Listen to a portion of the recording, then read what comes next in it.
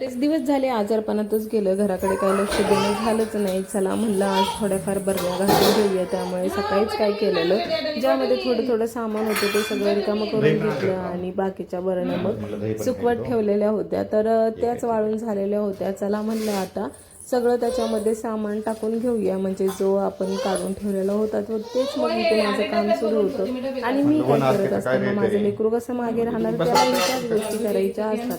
बघा कसं लुडबुड सुरू होती त्याची. आणि इकडे मग सगळं वाळून पण ठेवलेलं होतं. मग तेच माझं इकडे भरण्याचं काम चालू होतं. आणि कियांना हे हरभरे खायचे होते, तर आता कच्चे होते तरी त्याला खायचेच होते. तर त्याच्या मनाच्या समाधानासाठी एक त्याला माझ्या हाताने तर घ्यायचंच नव्हतं, स्वतःच्या हातानेच घ्यायचं होतं.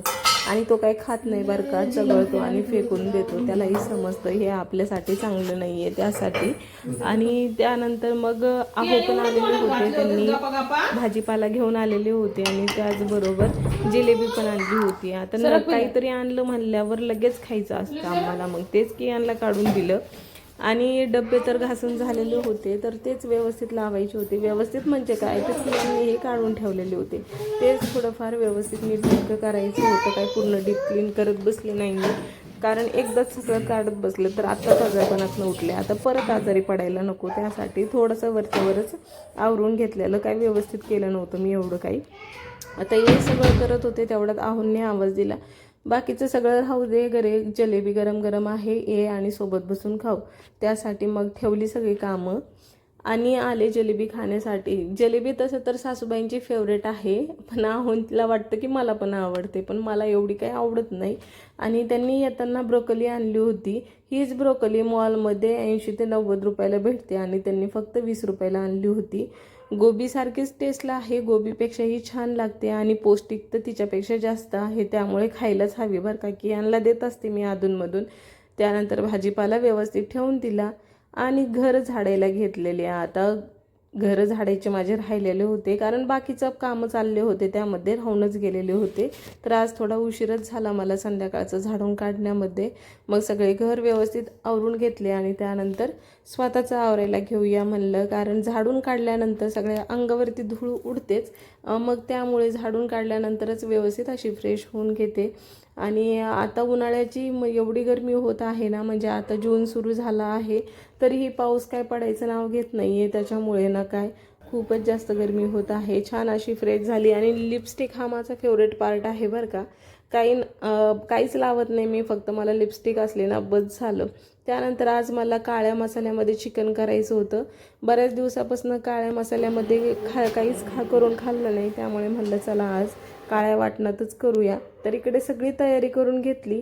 एकीकडे मसाला भाजायला टाकलेला आणि चपात्या पण करून घेतल्या. त्याच रव्यावरती काय केलं मग, मसाला भाजायला घेतलेला. कांदा काय करते ना मी, कापून वाळून घेत असते उन्हामध्ये, म्हणजे ज्यावेळेस आपल्याला वाटण करायचं असतं ना त्यावेळेस जास्त वेळ लागत नाही.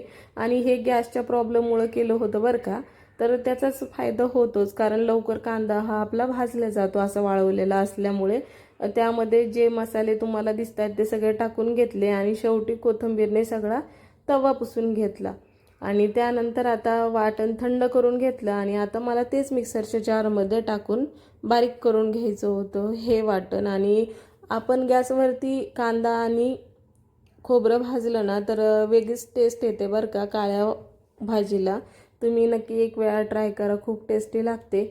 वाटण लगेच मिक्सरमधनं काढून घेतलं आणि त्याचबरोबर किचन वाट्यावर झालेला थोडाफार पसारा होता तो लगेचच आवरून पण घेतला.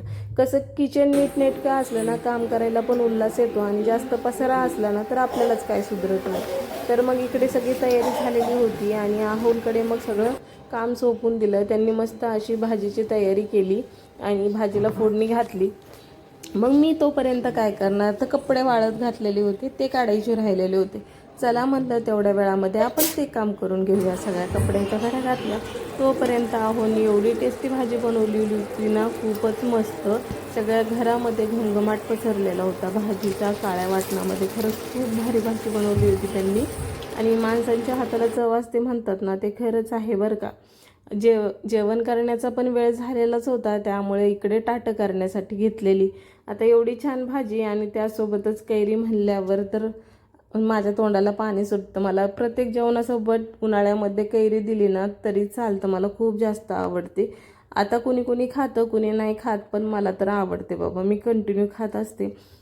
मस्त अशी कांद्याची पात, कैरी आणि काळ्या वाटणातली चिकनची भाजी, मस्त जेवण केलं तिघांनी मिळून. आणि त्यानंतर घरं झाडली आणि लगेच किचनमध्ये गेली भांडे घासण्यासाठी, कारण भांडे घासून मी कधीच बसत नाही.